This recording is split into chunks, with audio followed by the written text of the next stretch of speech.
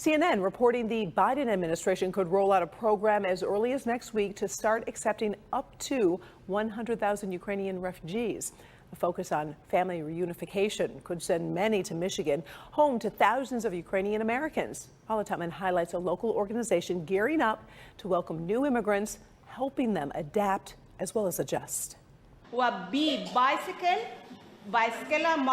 This is what you could call Refugee School. The nonprofit Hope, Care, and Beyond is just one organization of many that greets people fleeing danger from other lands who land on our shores to seek peace, prosperity, and belonging. See? Cat. This is the International Friendship Center in Dearborn. Job one, learn English. Not that easy if you didn't grow up with it, says Najiba Rahim, who had to get used to a whole different way of life when she fled Afghanistan and migrated to Michigan 10 short months ago, not speaking a word of the language of what will become her new nation. The hardest thing is my language. And there's a bit of a culture shock because our customs are so different. Yeah, life is different here in Afghanistan. Our culture is different. Here, the woman is freedom. They can do everything. One group of women that we have here, they have never been to school. They have never held a pencil in their hand. So we are doing the literacy program with them. And because women can do anything and everything in this culture, there's much to learn. There is another group of people who are a little bit more advanced. They come in the intermediate level.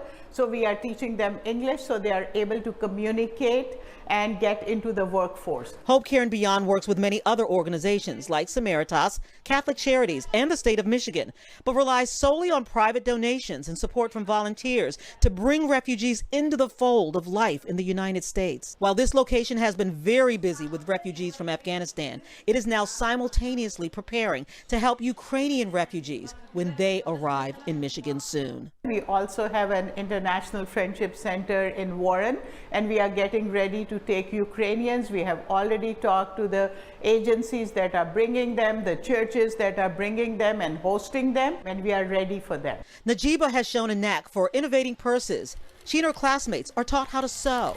Eventually, she'll be encouraged to start her own business after her 5-year path to citizenship.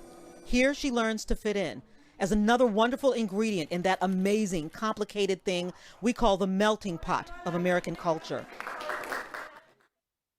You know, these organizations do rely on volunteer power, not just for volunteers and help, but also expertise as well as resources. There's a lot of heavy lifting when you talk about displaced and distressed people, and there's a lot of heavy lifting still to come. Karen? All right. Thank you, Paula.